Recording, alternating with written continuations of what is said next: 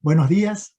En esta oportunidad vamos a conversar sobre un tema que estamos trabajando en este momento, vinculado con las primeras biografías que se escribieron sobre Fray Mamerto Esquiú, que se van a constituir en la base de información que nutrieron otras biografías que llegaron hasta nuestro presente.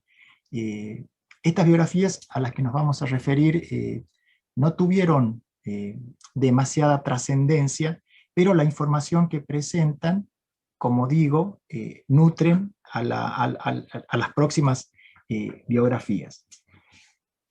¿Cuál es el punto en común que encontramos en estas dos primeras biografías publicadas en el año 1854?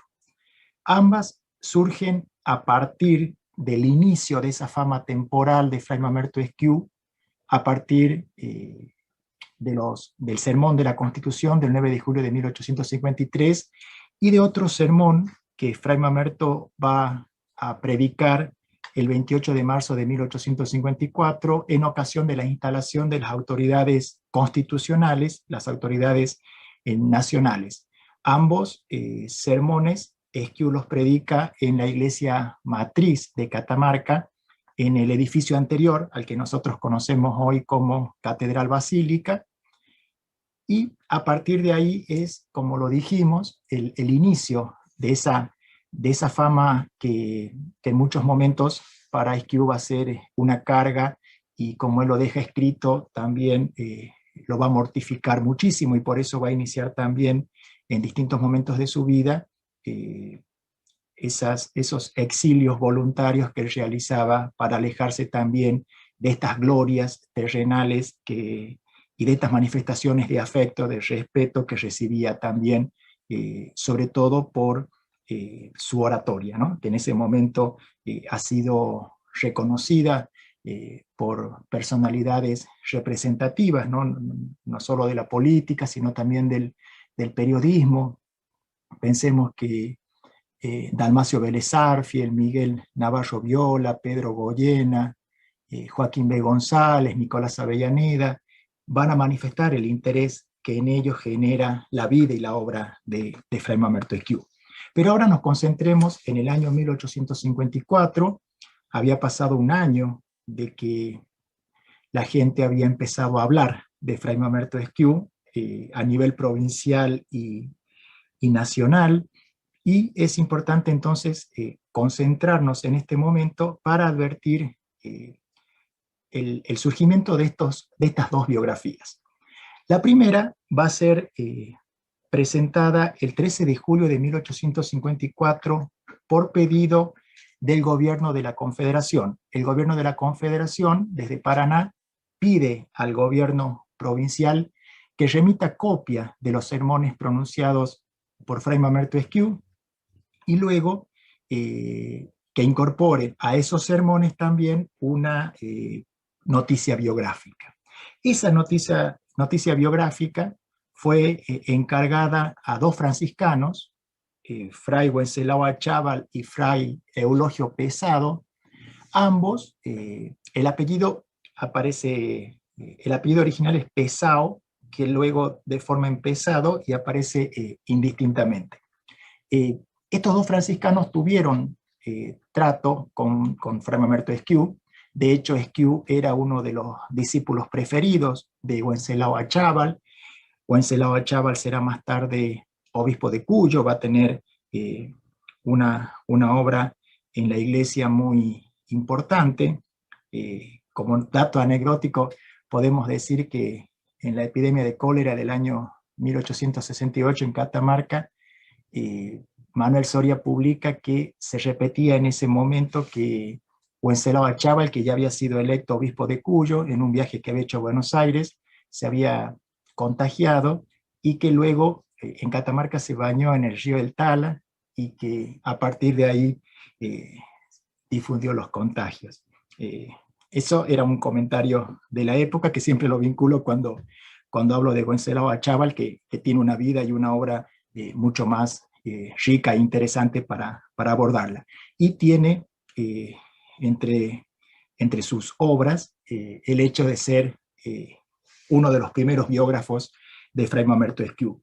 Ustedes saben que en ese texto que escriben Achával y Eulogio Pesado, hay información que habla a las claras del conocimiento que tenían ambos y de la cercanía que tenían con Fray Mamerto Esquiú. Estos datos son interesantes, conocer a los biógrafos, porque nos permite también entender la carga objetiva o subjetiva que pueda tener también la información que brindan. Pero es lo que tenemos, es una fuente riquísima para el estudio de Fray Mamerto Esquiú hasta ese momento de su vida. Voy a hacer mucho hincapié en eso, ¿no? Porque estas dos biografías, enseguida hablaremos de la segunda, se escriben con un Esquiú que tiene 27, 28 años, que recién iniciaba esta vida pública y que ya genera el interés de preguntarse quién era este franciscano catamarqueño que pronunciaba estas piezas oratorias, estas piezas sagradas tan significativas en ese momento y en ese contexto histórico. La otra biografía a la que me voy a referir brevemente fue escrita en Chile, también en 1854, publicada entre septiembre y octubre en un periódico chileno. El autor es un catamarqueño de una antigua familia del noroeste argentino, la familia Navarro de Velasco. El autor es Ramón Gil Navarro. Por su madre pertenecía a la familia Ortiz de Ocampo de La Rioja, estaba muy vinculado con el norte argentino, y esta familia, la de Ramón Gil Navarro, en tiempos de Rosas se exilió en Chile. Hago este comentario porque no es un detalle menor a la hora de entender también el contexto, incluso personal, que tiene el biógrafo, que tiene el autor, que tiene Ramón Gil Navarro, al momento de escribir esta biografía sobre Fray Mamerto Esquiú. ¿Quién era Esquiú para Ramón Gil Navarro? Esquiú había sido su compañero de estudios en la Escuela Franciscana de Catamarca. Y la biografía es exquisita, ¿no? En cuanto a información, porque, por ejemplo, para un tema que estamos trabajando ahora sobre el contexto familiar de Fray Mamerto Esquiú, Navarro brinda información de primera mano, ¿no? Con respecto a las características de la familia Esquiú, a lo que él había escuchado en su casa sobre la familia Esquiú. Incluso da un dato que es muy simpático. Él dice que antes de conocerlo a Esquiú, en las aulas del convento franciscano, lo había visto transitar por las calles de Catamarca vestido con el hábito de San Francisco, que Esquiú lleva por una promesa familiar desde pequeño, ¿no? Entonces es interesante que llamaba la atención. Incluso él comenta que era una costumbre de la época este tipo de promesas, que los niños lleven el hábito franciscano, pero aún así le llamaba la atención, por eso él lo deja sentado en su biografía. Este es un dato interesante para conocer la vida cotidiana de Esquiú, pero la información que brinda Ramón Gil Navarro es muy, muy rica con respecto al conocimiento que él tiene por el hecho de haber sido compañero de estudios de Esquiú, y el recuerdo que tiene también para los maestros que ambos tuvieron.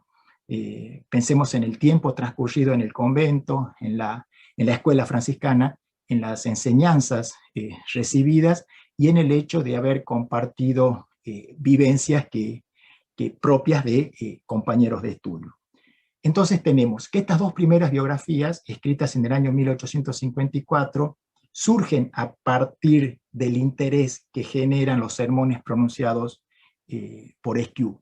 Ramón Gil Navarro, en un diario que él lleva y que ha sido publicado y que por eso conocemos esta información, él escribe en octubre de 1854.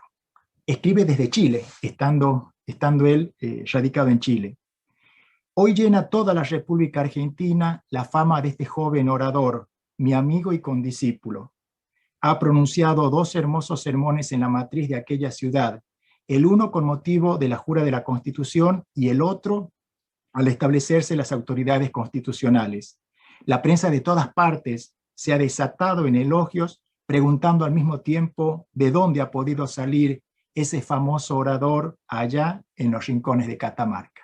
Y esa va a ser la justificación para que Ramón Gil Navarro se constituya también en uno de los primeros biógrafos, con la necesidad de compartir la experiencia vivida con Fray Mamerto Esquiú, que como él lo deja claro en su biografía, se destacaba del resto de sus compañeros.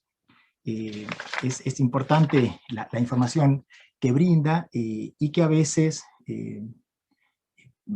cuando uno profundiza, digamos, en el conocimiento, va relacionando que hay datos que hoy están trabajados y citados también por otros autores, pero que en el origen, a veces cuando ha pasado el tiempo y se va citando un trabajo y otro trabajo cita el trabajo anterior, se pierde el origen de la información primera, ¿no? Nosotros nos remitimos a las fuentes para entender cuál era la mirada que tenían los primeros biógrafos de Esquiú y cuál era también la cercanía para poder acceder a información que resulte significativa en ese momento.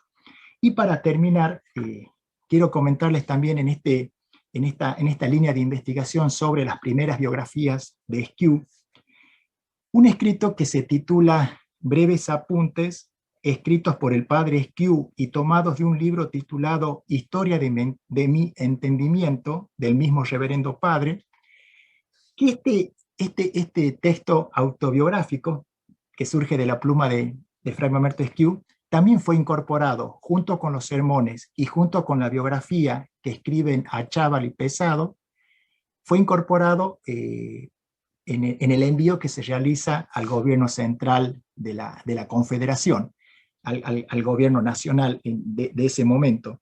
Es muy breve el texto de Esquiú y hay un dato que llama la atención a quienes nos interesa sobre todo la formación que tuvo Esquiú. Yo siempre repito que no debemos dejar de lado que Esquiú tuvo una formación netamente catamarqueña, ¿no? Esquiú no ha estudiado en ninguna universidad y sin embargo su formación a partir de lo que se conoce por sus piezas oratorias demuestra también sin duda una formación autodidacta.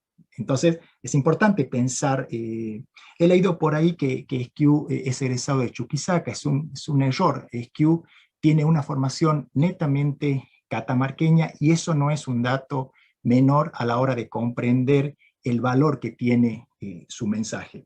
Y ya para cerrar, él dice, él escribe su autobiografía, pero él habla en tercera persona, ¿no? Y dice, el saber le ha gustado, tenía afición a la lectura, pero le faltó toda su vida un mentor en este sentido. Es por esto que leía sin plan, sin un objeto a la vista. Bueno, luego, cuando termina, dice, ahora tiene de edad este nada singular personaje, se refiere al mismo, este nada singular personaje, 27 años. Es importante que pensemos, ¿por qué Esquiú escribe esto, ¿no? Tiene 27 años, por lo tanto, es anterior a mayo del año 1854, cuando cumpliría los 28 años. Y posiblemente es posterior a su sermón de la Constitución, ¿no? Es posible que esta revolución que se genera en su vida a partir de la fama que adquiere, lo haya llevado también a pensar en dejar en claro algunos eventos importantes de su vida. Es importante pensar los motivos que lo llevan a dejar escrita un inicio de autobiografía donde en pocos renglones, en pocas líneas, da los puntos claros de lo que había hecho hasta ese momento.